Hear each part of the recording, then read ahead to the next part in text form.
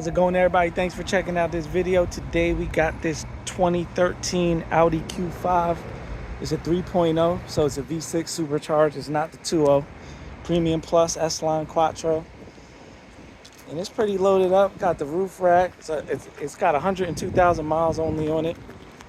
We just serviced it. Did some valve cover gaskets, an oil change. Drives really good. You got a little scratch right there. But besides that, you can see she's clean. Go ahead and check out the inside.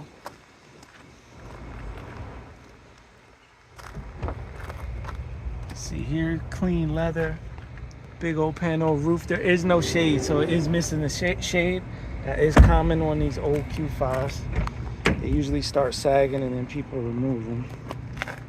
But as you can see, the interior is very clean. 102,483 miles. Start her up. If there's something you might be interested in, definitely give us a shout. 228-438-2056. You could call us or text us.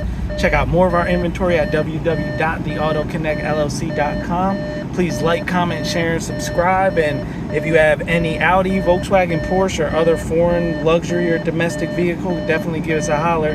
We'll try to help you out, get your car back on the road.